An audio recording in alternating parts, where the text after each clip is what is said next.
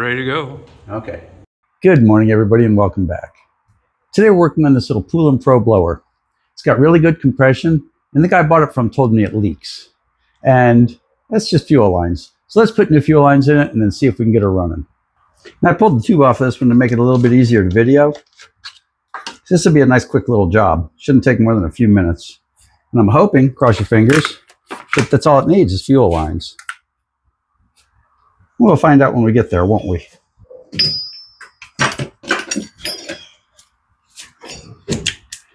So let's get the carburetor out of the way. And we're going to use care when we do this. This has got a hard linkage going up here.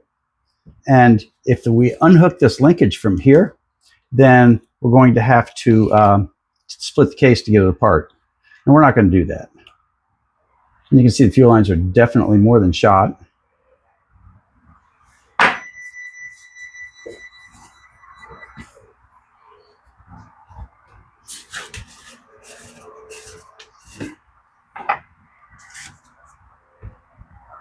Okay, give me just a second. I'm going to dump the old fuel out of this.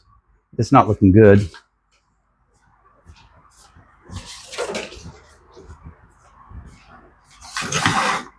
Now this fuel might be perfectly good and just ugly. Yep, it doesn't look bad. It's chunky. It's got all sorts of stuff in it. Right, it's got all sorts of stuff in it. What we're going to do is use the fuel to rinse it back out.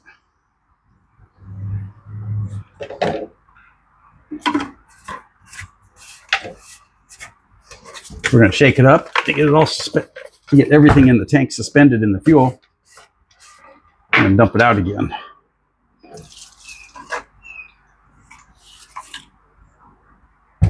Okay, that cut some of it, but we're going to have to clean this tank before we go much farther. This gives me a chance to use my new compound pliers that I just got. Got these couple 3 weeks ago. Just exactly for things like this. I've seen some bad fuel line, but this is 2-wall fuel line, and look, the inner and the outer walls are separated. Let's see if we can reach the fuel filter. Huh, that fuel filter looks okay. And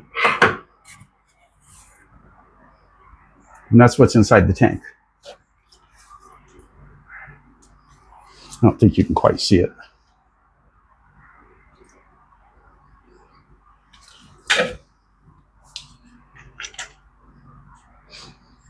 They got extra chunky gas, sort of like chunky peanut butter, but fuel. Okay, I'll be back in just a minute or two. I'm going to get this all cleaned up. Now to clean it up, what we did was we took a shop towel and put it on our new bent pliers and just hung onto the end and twisted around a little. And now we've got a tank swab that curves to fit inside the tank nicely. Like so. And did a pretty good job. I'm not seeing much of anything now. Okay, now that we're done with that part, we're going to, as always, taper the fuel line. Put a little edge on it. And run this into the tank.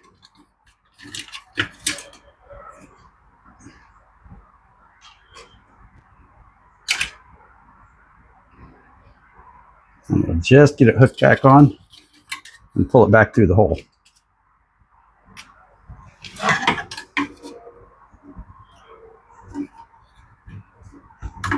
And there we go. Notice I didn't pull too hard. I pulled it out with this once I got it close.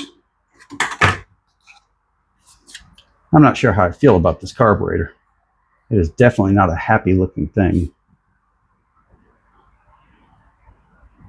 Okay, we'll give it one more scooch. Scooch and a half.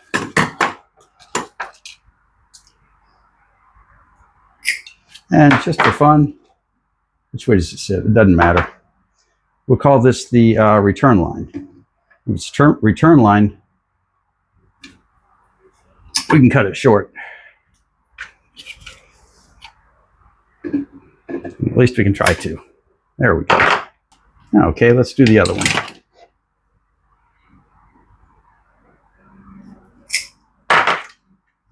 Took a swing at it and missed the first time. But that's okay. If you do this and it doesn't work, just start over again. You can't let them frustrate you. There we go. We got our point through.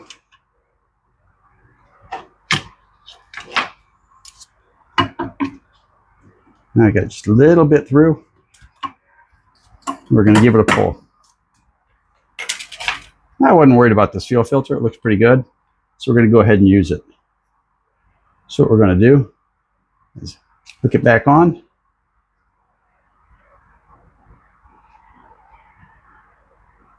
There you go. Press it on the end. Toss it in the tank. And then when you pull the wires back through, pull them through, paying attention that that's still laying in the lowest part of the tank. Different pieces of equipment, you want the fuel filter in different places. Right about there. Okay. I've been thinking about this, and what I saw floating in this tank, and looking at the inside of these fuel lines, you can see the garbage in them. We're going to go ahead and replace her with a new one, with a shiny new carburetor on it.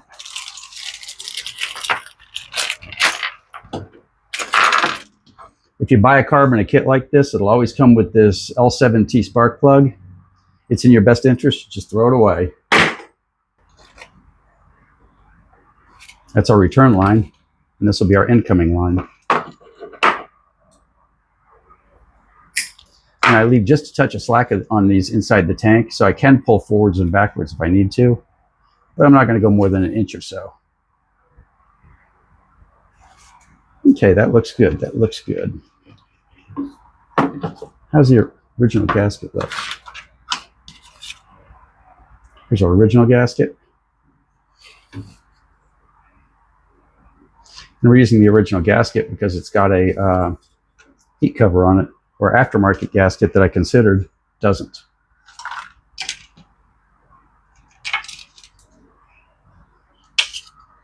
So we get one screw ready to go through, put the air box back on. And I expect just that lickety split will have a perfectly good blower. Another one saved from the scrapyard. We hook our linkage that we've been careful not to disturb while we're doing all this.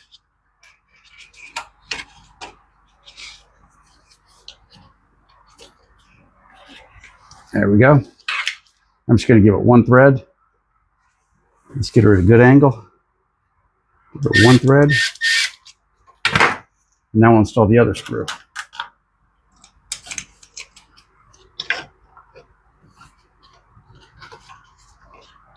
Notice I'm pushing it up against the gasket and moving the gasket back and forth. When it's in the ideal spot, it'll fall right in. It should be right around there.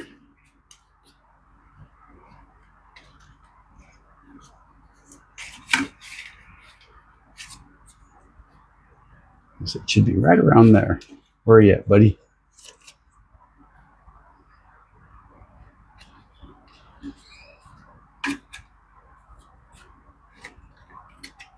There it is.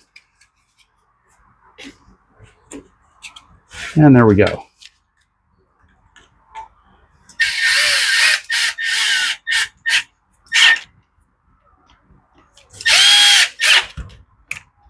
And that's that. Notice we've got a little bit of extra line here. Not a problem. We'll do this. And that. And she looks professional. Perfect. Throw a new air filter on that we got with the kit and put some gas in it, and we can test her.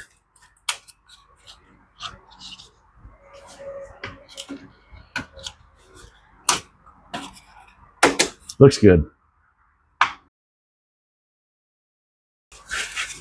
Now you want to check and make sure that the fuel is returning in the correct hole. You know, it's sucking through the filter and going out through the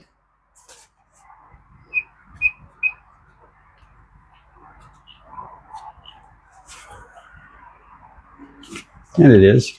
The closer hole is the return line. And if you watch, you can see the bubbles going down. Okay, let's put our tube back on and test her.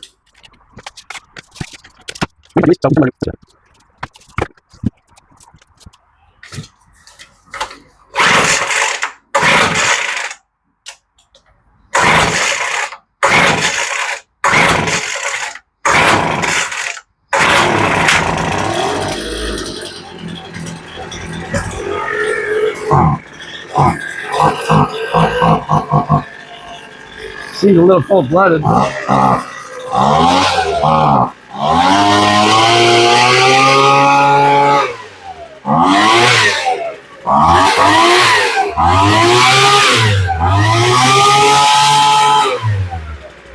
That thing's a monster.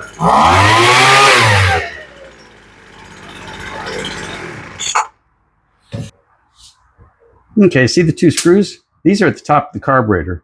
The one to your left, as you're looking at it, is closer to the block, and that's the low idle adjustment screw. The one to the right is a high idle adjustment screw.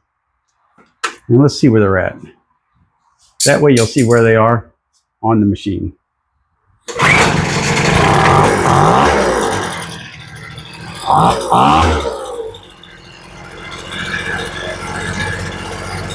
Now, if you listen, you'll hear it change as I turn it. I'm not going to turn it much, just a little bit. I hear it winding down.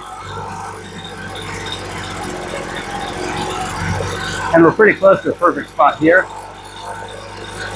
And that's adjusting the one closest to the block that we looked at. Now we'll go.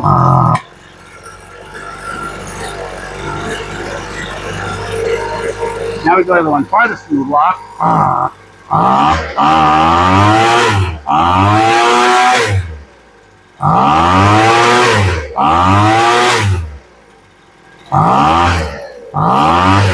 Now you hear that little delay when it takes off?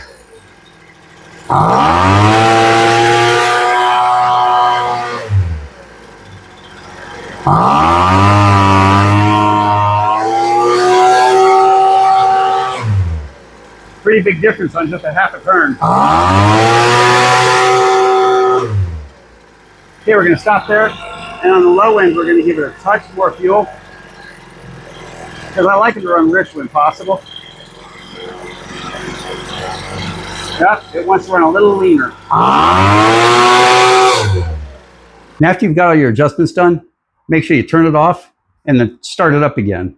Because sometimes an adjustment that runs okay won't start well. And if that's the case, turn the L screw up about less than a quarter turn, just a little bit. And usually that'll take care of it.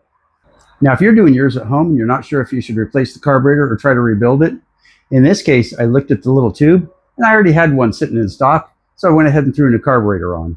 They're about $12 or $13 and it'll save you a whole lot of work. Now, you'll have a lot of people tell you don't use the cheap aftermarket carburetors, but you'll get 3 or 4 years, 5 years out of one, and you can see they run great. It's just a matter of making sure that you take care of it. So, all you new people out there, if you made it this far, you might as well subscribe. It's free, and it's what we're working for. So, thanks for watching, and we'll see you next time.